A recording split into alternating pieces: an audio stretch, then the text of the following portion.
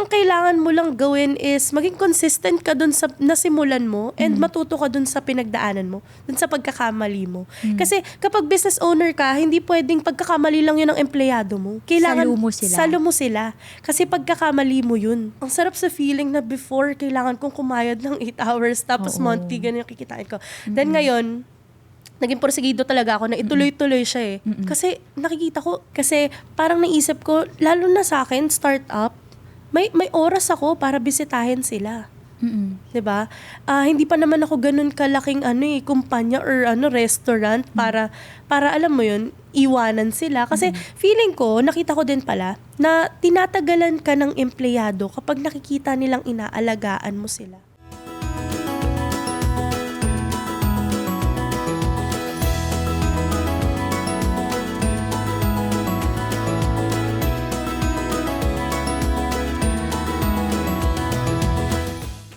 Okay, welcome to another Kayo Day! At Raketera na naman po ang ating kasama in the podcast today dahil 24 years old pa lang. Yes. 7 businesses. Not 1, not 2, not 3, but 7 businesses. Mag-hello ka naman ang ating Raketera today. Hello everyone! It's me. It's me, Kyle Z. Kyle Z? Sino yung Kyle Z, ate ko? Kyle Z. Oh, sorry. Joke ko lang. Anyway, hello. Hi! Okay, business owner Yes. at 24, 7 businesses. Paano? Paano ka napunta in that direction, in that kayod? Well, actually, nag-start talaga siya sa influence ng aking family. Kasi ever Business since... owner ang family mo? Yes, actually. More on talaga sila, food businesses. So, imagine, grade 1 pa lang ako, nakikita ko na sila nagtitinda. So, growing up, parang yun yung nakalakihan ko. Sabi ko, ay, kabog. Nagtitinda sila ng mga pagkain, gano'n, sa school ko pa. So, parang nakikita ko na engganyo ko na pinipilahan sila ng mga estudyante. Ikaw, kailan ka nag-start na magbenta na ikaw Ako mismo? naman, nag-start ako ng pagtinda nung, naalala ko, third year high school ata ako noon, 13. Kasi may prom kami noon. Tapos parang, yung brother ko kasi nagpapaaral sa akin. So, ang mahal ng prom namin, ate. Oo, te. Kaloka, sabi ko, may pag-gown pa yun, di ba? Oo. So, Pa-makeup pa, di ba? Yes, Oo. kaloka. So, sabi ko, parang hindi ko kaya na yung brother ko lahat magpa-provide. So, ginawa ko nun, parang nauso before yung fried Oreos at saka Graham balls. Oo, te. Yan. Uy, ang mahal pa naman ng benta ng mga Diba? Graham. Pero ang sarap kasi, so papatusin mo din eh. Totoo, lalo na Oo. pang estudyante. Oo. Sa mga edad namin nun, di ba? 13. So, Ay, yun talagang yung bibili. ginawa mong business. Yes. So, nagbenta ako nun. Then, yun yung nakapag-provide sa akin ng gown. Hinatian ako ng kapatid ko. Ang aga nung diskarte mo. Yes. As a rakitera. Nagtataka ako kasi, yung nanay ko dati, nagbebenta sa mga, yung mga damit. Hindi ko na sasabihin kung anong brand. Tapos sabi niya, magbenta ako sa school. Nahiya ako. High school, di ba? Tapos bibentahan Yes. yung mga kaklase mo. Pero ganun, wala kang nahihiya na ganun, na nagbebenta ko sa mga kaklase ko. Walang hiyang factor. Feeling ko makapal talaga yung mukha ko ever since. Hindi, tsaka kasi may role model ka. Yes. At saka parang feeling ko wala namang dapat ikahiya kasi yun yung nagpa-provide sa'yo eh. Diba? So parang wala akong nakikitang reason para ikahiya siya, ganun. Tas parang gusto ng tao eh. Parang mahihiya ako kung hindi gusto ng mga tao yun, 'di ba? Parang marami silang nasasabi dun sa product. Pero ang pinakamaganda doon, in-assure ng family ko na hindi lang siya pang pang tawag dito, pang Instagram, gano'n, yung mga itsura lang. Even yung quality ng lasa talagang. Ikaw gumagawa nun? O Ngayon, family yes. mo? Ngayon, oo ako. Kasi parang, di ba, nagtitinda nga ako. So, student pa kasi ako. Then, nagtitinda ako. Anong mga tinda mo ngayon? Meron Paano ako mga nagbago? packed meals. Okay. So, before kasi, nung nasa school pa yung family ko, nag-start kami sa fries. Sa French fries, ganun mga flavored fries, kagaya dun sa sikat ngayon. Tapos, nagtitinda din ng nuggets, ganun. Tapos, parang, ngayon ang kinaibahan naman is ako na yung nagpe-prepare. Nagpapatulong na lang ako sa nanay ko. As in, ikaw nagluluto? Yes. Hindi pa ba halata? Girl! Yes, ako yung nagluluto. So, So, piniprepare namin yun. Umaga, bibili pa lang kami, pamalengke, ganon. Then 3 a.m., kailangan nagsasaing ka na. Kasi by 8 a.m., dapat napadala na siya dun sa school eh. Kasi may waves, di ba? Yung pagtitinda. Oo. So, 10 Pasukan a.m., eh, no? Bibili dapat sila. nandun na, Oo. makabili na sila. Kasi yun yung labasan ng estudyante. So, ganun yung nangyayari. Nagtitinda ako ngayon ng mga carbonara, mga rice meals, pasta, ganun. Paano nag-evolve yun? Paano ka napunta sa fried Oreos at Graham Balls? Paano napunta dun sa packed meals? Well, actually, marami talagang pinagdaanan bago ako nakapunta dun eh. Ano yan? Kasi during the pandemic, kailangan kong mag-stop ng pag-aaral. So, ang ginawa ko nun is nag-BPO ako. Pumasok ako sa industriya ng mga call center. So, dun tumaas yung respeto ko sa kanila kasi hindi pala madali yung trabaho ng mga call center agents. May guest kami dito na BPO Yes, worker. aabangan Mahirap ko yan. talaga, oo. Yes. Tapos, parang dun ko nakita din yung sarili ko na hindi pala ako for corporate world. Parang hindi ko siya nagugustuhan. Hindi ako yun eh. Parang ganun yun. Ano meron sa corpo na hindi akma sa'yo? Siguro yung meron kang boss. Aside from that, ang baba ng sahod ng first ko Oo, First, narinig nga namin. yes, first company ko, 13,000. Di na during the kaya pandemic. mabuhay ng ganyan ngayon. Yes. te. Wala pa akong anak nun. Oo. Wala akong anak. Even ngayon naman, wala pa akong anak. So, baka mabigla sila. Disclaimer lang, wala pa akong anak. oo. Yes. Marami na akong aso. Pero wala akong anak. 13,000, hindi na kasya sa akin. What Oo, more te. sa mga may pamilya na, di ba? So, hindi siya para sa akin. So, ang ginawa ko nun, nag-ipon na lang ako for 3 months. Inipon ko yung sahod ko na yun doon sa kumpanya na yun. Then, umalis na ako. Tapos, doon nag-start yung pagtinda ko. So, dun siya nangyari na bumalik agad ako sa pagtitinda kasi parang yun talaga yun, enjoy ko siya. Yung parang hindi ko na-feel na nagtatrabaho ako. Hindi mahirap yung transition. Kasi kahit na medyo may struggle din sa pagiging BPO worker, secure siya in a way. Alam mo na ganito yung kikitain mo sa isang buwan. Alam mo na, okay, papasok ko ngayon, uwi ako ng gantong oras. So parang naka-layout yung schedule mo. Tapos pumunta ka sa isang line of work na sobrang dami mong freedom. Naging mahirap ba yung transition na yun? Hindi. Feeling ko kasi talaga iba pa rin yung kapag gusto mo yung trabaho na ginagawa mo eh. 'Di ba? Parang iba talaga siya, parang mas may enjoy mo. Pero ito misconception na. Sabi kasi nila kapag nagbe-business ka, hawak mo daw yung oras mo. Well, hindi yes, totoo. totoo naman na hawak mo yung oras mo, pero 24/7 kang kumakayod, ate. So, alam mo yun, parang iba pa rin talaga. Kasi di ba corporate world, 8 hours, Oo. 9 hours, yun Uwi ka, talaga. tulog ka. Yes, uwi Oo. ka, pasok ka ulit, kinabukasan. Pero with business industry, 24/7 talagang trabaho, ikaw lahat. Ikaw mag-edit, ikaw magpo-post, ikaw maghanap ng customers, kailangan kausapin mo. Kasi startup business yung sa akin eh. Oo. Kasi yung monthly na sinasahod ko nun, daily ko lang siya kinikita ngayon. 35K daily. So, 5 digits talaga. Walang eme. Per day? Yes, per day. Malinis ba yun? O may Malinis ano pa siya. yun? Talaga? Nakabawas na doon yung mga 5 sweldo ng digits. empleyado? Yes. Talaga? Yes. Ang taas, Kaya- ate ko. Kaya parang ang sarap sa feeling na before kailangan kong kumayod ng 8 hours tapos Oo. monthly ganun yung kikitain ko.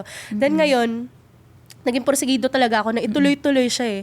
Kasi nakikita ko, yung kinikita ko before ng monthly, kinikita ko siya ngayon ng arawan mo lang. daily. Pero gano'ng kahirap magsimula? Kasi ngayon, nasasabi mo na sa isang araw, 5 digits. Ang sarap pakinggan. Pero gano'ng kahirap makapunta sa point na yun? Sobrang hirap. Lagi ko sinasabi na parang embrace failure. Kasi hindi ako nagsimula ng 5 digits ako agad. Hindi ate, sobrang dami kong pinagdaanan talaga. Walang, alam mo yun, parang walang biro na akala nila kasi social media. Oo. Pag-usapan na natin. So, social media, ang ganda tignan eh, ng business. Makikita mo, napakaraming pumipila, ang daming customers. Pero sa likod nun, grabe. Alam mo yung parang kailangan pagsabay-sabayin mo lahat. Kailangan, hindi mo ipakita sa empleyado mo na nahihirapan ka eh. Kasi parang madadala sila eh. 'Di ba? Pero ang good thing naman dun, kasi I have a good support system. Sobrang laking bagay na meron akong magandang support system. That's your family. Yes, that's my family. And also my partner, syempre. So, parang sobrang nakakagaan ng loob na meron kang pahinga dun sa mga pagod na ginagawa mo. Paano nag-boom na nag-start ka sa packed meals, ngayon naging 7 na yung business? Paano nangyari yun? Actually, Nag-start kasi ako sa Anli Wings. First physical store ko siya. Okay. Kailan to? Ilang taon ka nun? 2022. So, 21 years old or 22 years old ako nun. Mm-mm. Tapos, yun yung first physical store business ko. Start ko siya with my friends.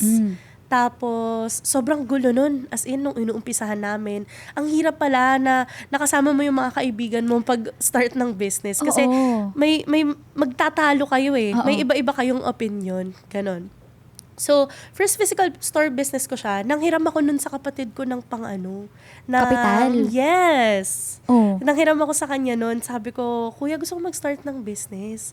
Sabi ko, baka pwede mo akong mapahiram ng dagdagan mo yung kung anong meron. Yung naipon mo Yes, sa yung BPO. naipon ko. Okay. Dagdagan mo siya, sabi ko, para at least, alam mo yun, mapalago ko, papalaguin ko to, ganito, ganyan. At first, sobrang ganda ng flow.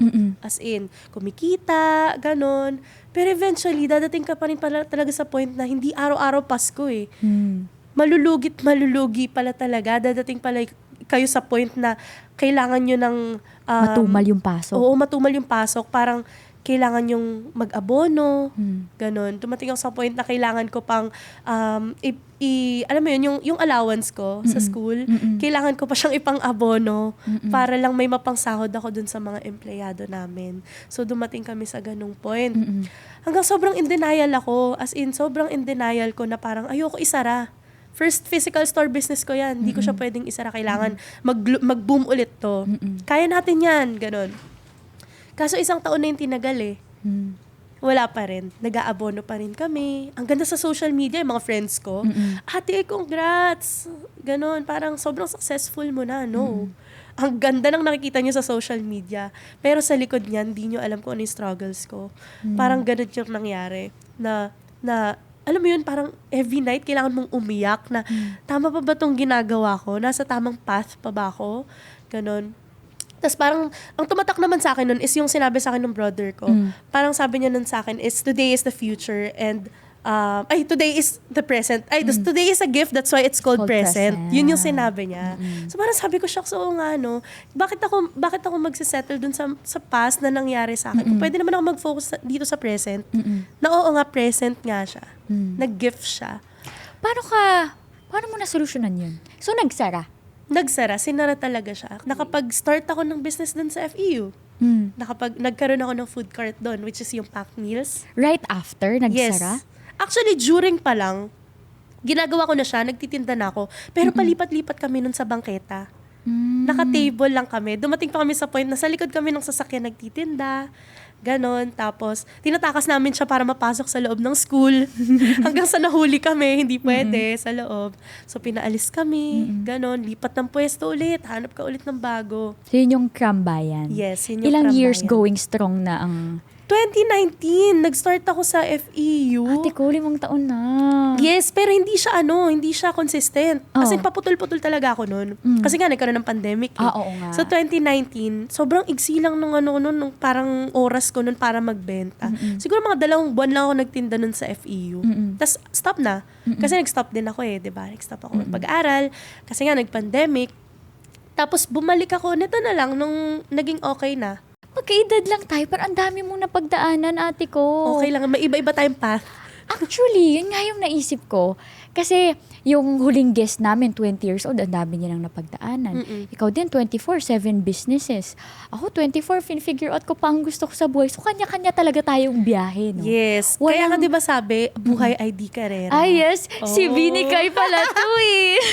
Oo, totoo naman yun. Parang hindi talaga karera ang buhay. Parang, baka ito yung oras ko, then yung sa inyo, parating pa lang siya. Gusto ko pa na pag-usapan itong business side of things. So, maglalabas ako ng fishbowl.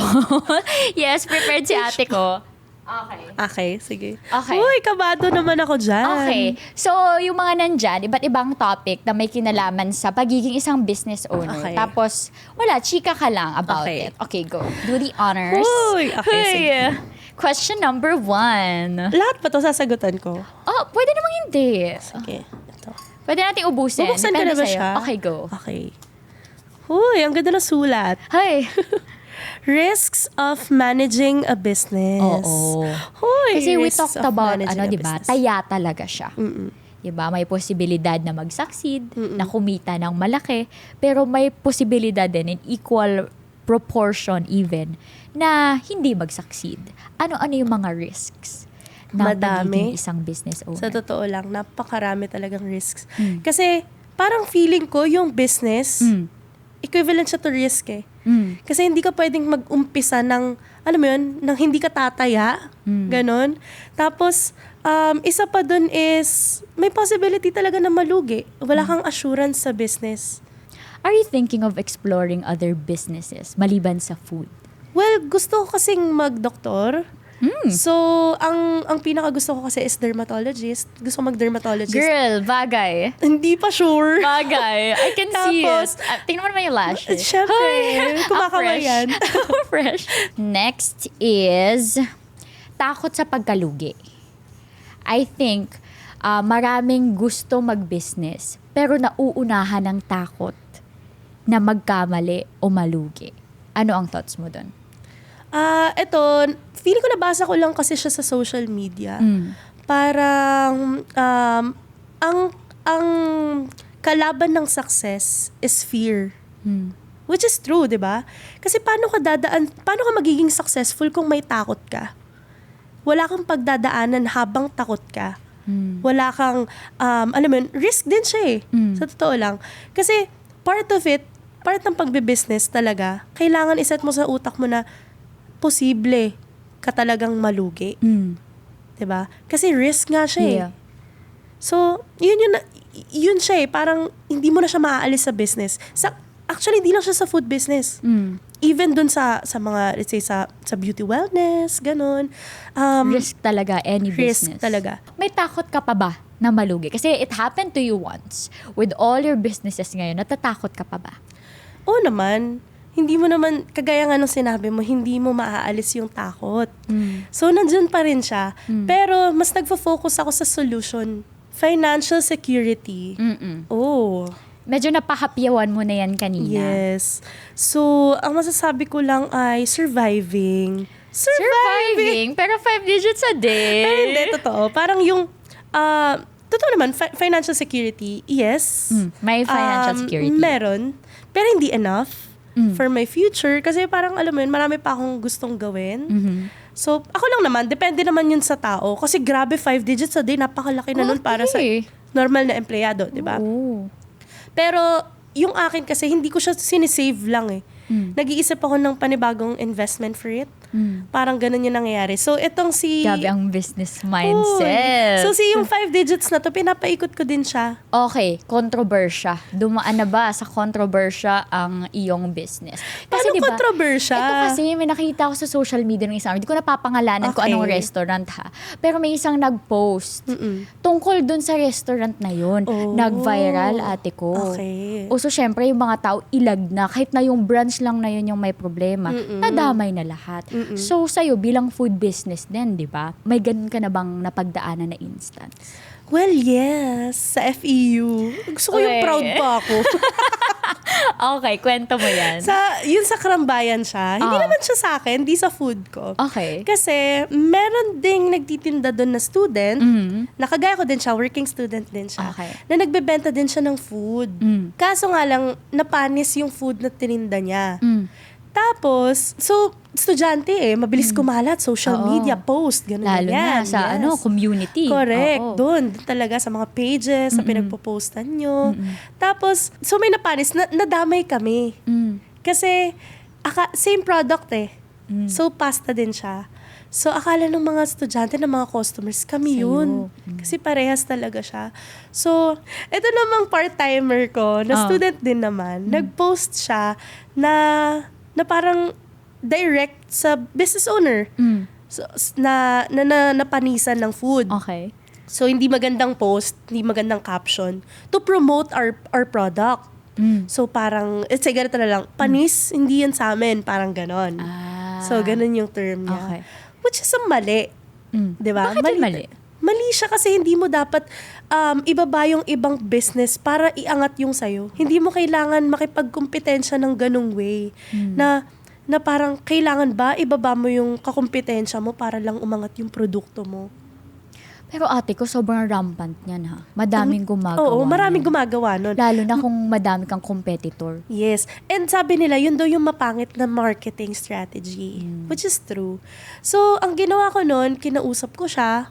Sabi ko sa kanya na, kailangan next time, humingi ka ng approval sa ipopost mo. And hindi maganda na kailangan nating mag-involve ng ibang business para lang ma-promote yung product natin. So, yun yung sinabi ko. Okay naman, natuto naman siya, nag-sorry din siya, pero ganun talaga dadating ka talaga sa ganun na hindi mo kontrolado lahat. Yeah. Hindi rin perfect yung flow na meron ka sa business. So, yun yung pinaka-controversial naman na nangyari sa akin. Paano mo in-overcome yun, ate ko? Nadawit ka na. Yes, actually nakakahiya kasi talagang sa social media, oh my God, yung pangalan ko, Kyle Zapata ba yan? Ganun, ganyan, yung paninda ba yan ni ano? Sa Karambayan ba yan? Ganun talaga siya. So, parang ang kailangan mo lang gawin is maging consistent ka dun sa nasimulan mo and matuto ka dun sa pinagdaanan mo, dun sa pagkakamali mo. Kasi kapag business owner ka, hindi pwedeng pagkakamali lang yun ng empleyado mo. Kailangan salo mo sila. Kasi pagkakamali mo yun. Pagkakamali mo rin yun. Kasi ikaw yung nagli-lead sa kanila. Hawak mo sila. So, ganun. Parang, pag nagkamali sila, tanggapin mo na may mali ka rin. Ganun. Kasi hindi mo sila napagsabihan before mangyari. So, ang kailangan mo gawin, solusyonan, pagsabihan, matuto, move forward. Ang ganda, no? Kasi siguro yung instinct ng iba ay sisisantihin ko yan. Kasi Maraming dinawit ako eh. Sa'yo hindi. Hindi. Ayokong, hindi niya i-define yung skill na meron yung part-timer ko sa isang pagkakamali lang. Kasi, even ako, nagkamali din ako. Diba? So, pwede mo siyang pagsabihan, kailangan niyang matuto, then, tulungan mo siya na magbago, ganun. Kasi tinulungan ka niya dyan sa business mo na yan eh. Ang favorite part mo ng pagiging isang business owner? Uy, very pasok talaga lahat. No? Ang galing natin bumunot. Yes. Well, yun nga, kagaya ng sinabi ko, marami akong natutulungan. May fulfillment. No? Oo, grabe, iba talaga. Alam mo yung feeling na di bali na hindi ko malaman kung kumikita ba ako or hindi. Basta may natutulungan ako. Ganon. Parang, growing up yun din kasi yung pinamukha sa akin or parang minulat ako sa ganon eh. Na hindi mo kailangan kumuha ng something in return as long as nag-give ka. May mamaling factor din siya kasi kagaya ng sinabi ko kanina, hirap ako nabigyan yung sarili ko eh. Pero mas marami yung magandang nangyari dahil ganun yung pinakita nila sa akin. Parang, yung nanay ko, parang nakikita ko siya growing up, lahat binibigyan niya. Dumating siya sa point na wala talaga siya. Mabigyan lang niya yung mga nangangailangan, kahit sa pamilya, kapatid, pinsan. Gagawa talaga siya ng paraan. Kahit walang-wala siya, alam mo yun, nakita ko yun eh. So parang sabi ko, meron ako ngayon. So, magbibigay ako. May mga employee ka ba na kumakausap sa'yo? Yung dun sa Karambayan, estudyante, nagti-thank you siya actually kasi sabi niya nagpapagamot daw yung nanay niya. Tapos, nahihiya siyang humingi ng baon. So, grabe naiyak ako noon. Sabi niya, ate, thank you talaga. Sabi niya, malaking bagay yung sahod ko dito kahit part-timer ako. Sabi niya, kasi yung nanay ko, naggagamot. Tapos sabi niya, di niya na daw kailangan manghingi ng baon dun sa nanay niya. And at the same time, nabibilhan niya ng gamot yung nanay niya. So, parang sabi ko, grabe, wala akong karapatan pala na huminto. Alam mo yon, kailangan. Kasi itong mga to, imagine, ganun yung amount na natatanggap nila, pero grabe yung ano nila, no? Parang sobrang grateful nila. So, kailangan ako din. Ang dami ko natututunan sa kanila. So, yun talaga. Parang, sa kanila din ako actually kumukuha ng lakas kasi nakikita ko yung hirap eh. Alam mo yun? Nakita ko yung hirap na hindi ko siya nadanasan. Pero, yung mga nasa harap ko, hindi humihinto nagtatrabaho. So you gain inspiration Oo, from them. Sobra. Nakakatuwa. Ang heartwarming. Oo. Ang heartwarming marinig ng stories na yun. You're changing lives every day. You're touching lives every day. Hindi lang mga tiyan ang binubusog mo, yung puso din ng mga tao. Yes. Grabe. Nakakatuwa. Iiyak na ako, guys. Strategies to grow a business. Kasi it's one thing to start, but another na masustain siya at mag-grow? Okay. Paano mo gino-grow yung business mo? So again, ang lagi ko sinasabi din, paulit-ulit nyo to maririnig dito sa segment na to. Think like a customer. Yun talaga yung strategy na papasok talaga sa kahit anong klaseng business. Kahit mapa-beauty and wellness ka dyan, mapa-food industry ka, think like a customer. Yun yung strategy. And, syempre, sasabay ka din dapat sa trend kahit papano. Alam mo yung mga biglang sumasayaw-sayaw dyan na may biglang dala palang pagkain. Ginagawa mo yun, te? Ako hindi. Yung mga staff. Akala ko oo. ikaw. Talagang kailangan makisabay kayo. Kasi pag hindi ka nakisabay sa ganung flow, ano ka rin mahuhuli ka. Mapag-iiwanan ka. So, you keep yourself up to date din sa mga ganong oo. bagay. At ang laking bagay na ganito yung age ko Kasi 'di ba iba na yung trend ngayon Parang kunwari yung mga kapatid ko hindi na nila alam yung mga pa-TikTok. So ako yung nag-i-inform sa kanila. Sabi ko, ito dapat gawin natin. So social media manager ka rin ang ganap mo sa ganun. Ang ganda. Kasi 'di ba yung ibang tao parang nakikita as negative yung generation natin. Totoo. Yung nagsi-cellphone, ganon. Pero hindi, ang Puro laking ka bagay ng cellphone. Sobra. Kaya siya yung unang Especially naging as a investment business- ko. Ay, Oo. deserve mo yan, girl. Yun nga. Sabi ko talaga, kailangan ko to. Tapos, ayan, maya't maya siya tumutunog, Oo nga, nakita ko nga nagva-vibrate. kanina, ang dami niyang phone calls, isisend ko yung pambili nila sa palengke. Oo, ganun ganon. talaga, kaya malaking Very bagay. busy ang aming CEO. Ang Si aming CEO. Nakikita ko, girl, in the future, 5 to 10 years, at maybe even naman. next year. Para mas marami ka pang matulungan, of course. May you be blessed with more again. Yeah, thank you. Ano pa? Strategies to grow a business? Aside from that, is yung quality, consistency.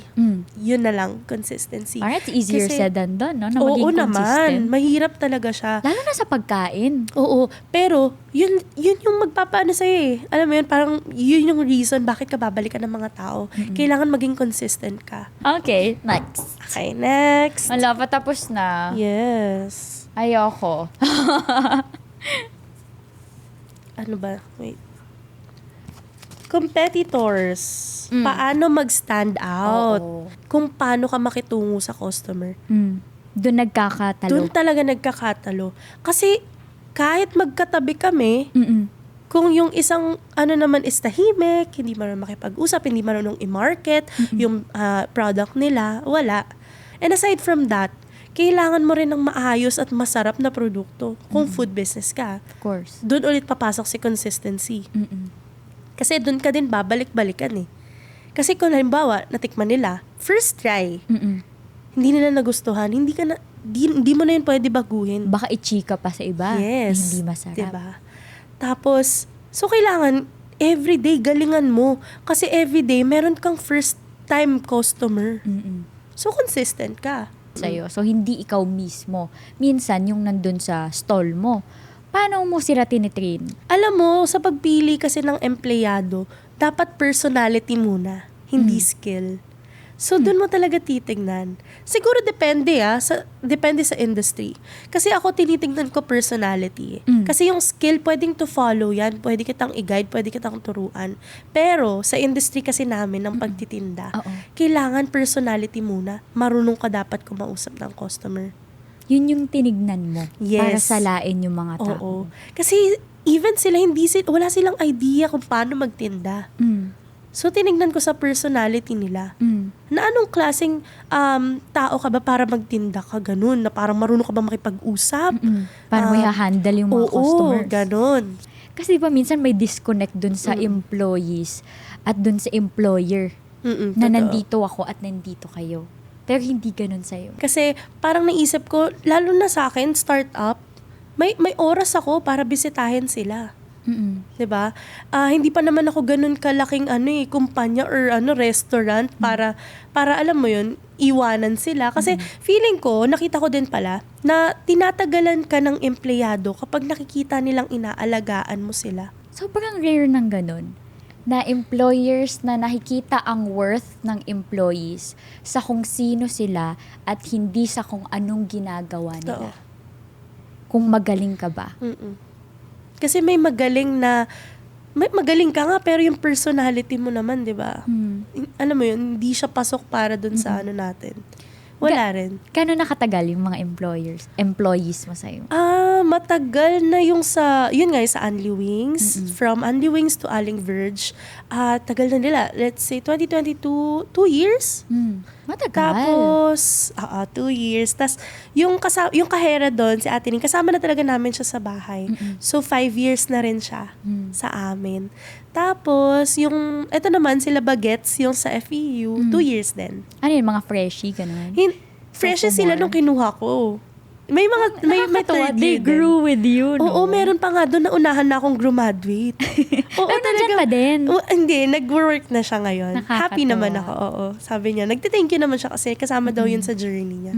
Sabi ko, naunahan mo pa akong graduate. Sabi ko Ikaw na daw next. Sana. Malapit na. Yes, malapit na. We're praying for that. Meron ka pa bang misconceptions? Kasi minsan romanticize yung pagiging isang business owner. So, dito naman is, one would be maraming pera.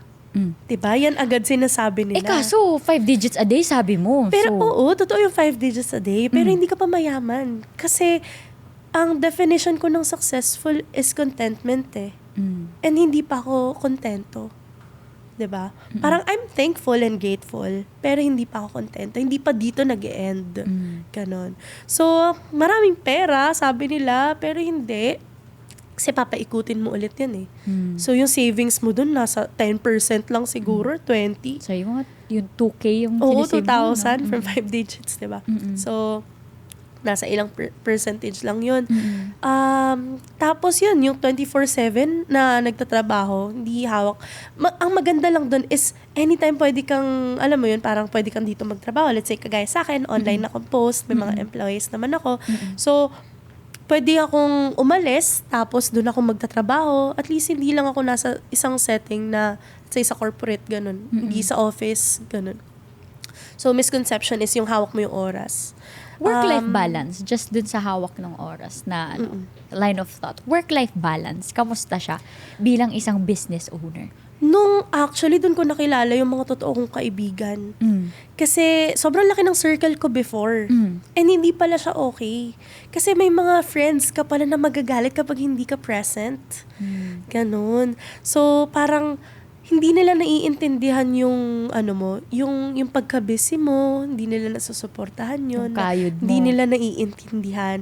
So, dun ko nakilala kung sino talaga yung mga kaibigan ko. Kasi kahit hindi ako present, kapag available na ako, sila pa rin yung friends ko. In our age, I know a lot of people na parang sa age na to, kailangan ma-experience ko pumarty, mag-travel, mag-jowa, mga ganong bagay. Parang yung mga youthful things.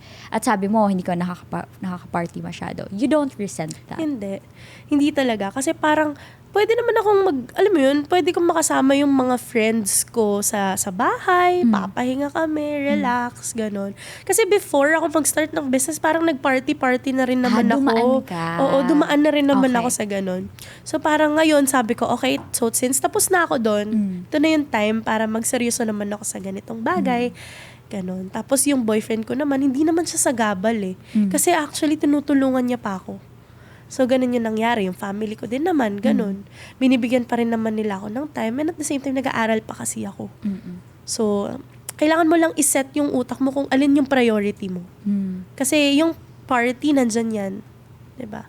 Studies, kailangan mo tapusin yan Nagbago na yung priority mo. Oo. Nag-adulting na tayo, ate ko. Yes. It's crazy to me na ang dami mong alam dito sa business. I think 11 years, 13 years old ka nagsimula, di ba? Yes, 13. So 11 years, practically, yung experience mo sa pagiging isang business owner, pagmamanage ng business. Pero, nag-aaral ka pa.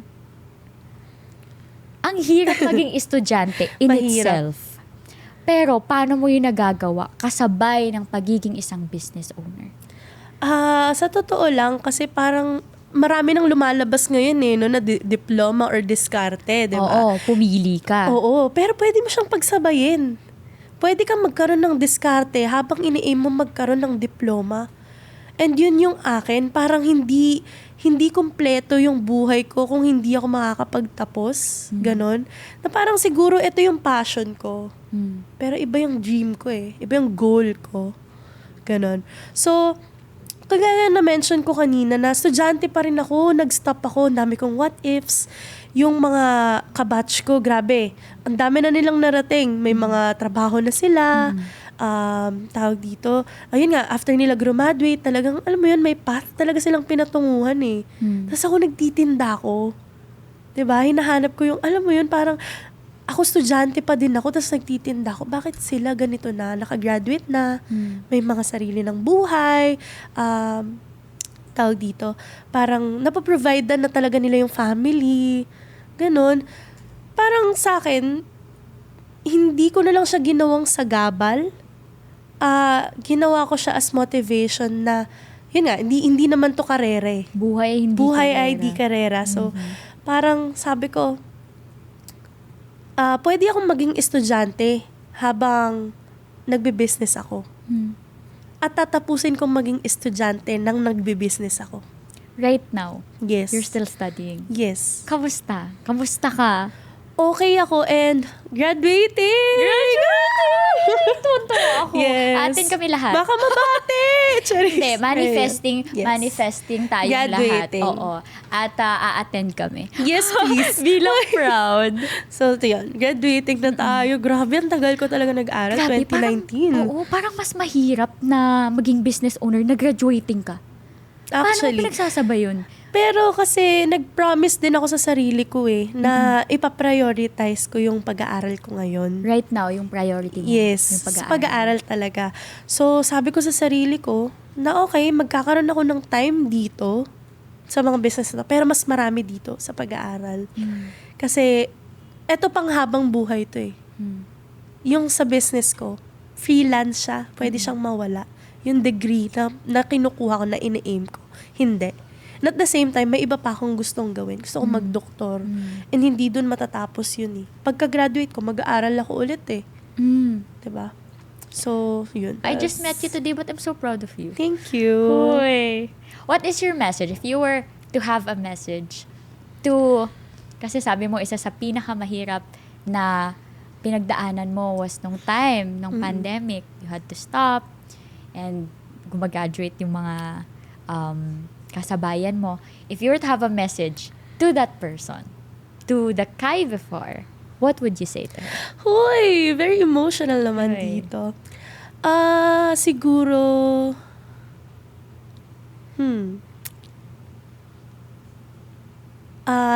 napakitaan mo ng rason kung bakit nangyari yung bagay na yun. And you've made it. Yes, yun talaga. Parang nalampasan mo siya ngayon. And you've made it. Kinaya mo. At yung mga dadaan pang struggles, kakayanin mo pa. So yun, yung masasabi ko sa kanya talaga. To the Kyle na nahirapan, na depressed, literal, that time, kinaya mo. So wala ka nang dapat katakutan. Kasi kinaya mo na siya noon. Kakayanin mo din kahit Yes. anumang harapin mo in the future. Thank you so much. Thank you you. so much for gracing us with your presence and blessing us with your story. Thank you, Kai. Thank you. Thank you. Thank you, everyone. Nakakatuwa. Grabe, magkaedad lang tayo. Pero, grabe, feel ko tumalino ako ng sobra. Grabe Talking siya. to- Oo nga eh. Usap tayo mami ng career opportunity. Nag-part-time sa FEU. Why not? As a raketera. It's an honor. Nice to meet you and thank you so much. Thank you. so much. Thank you so much. Uy, nag-hug. Besties na kami. ay, dibs.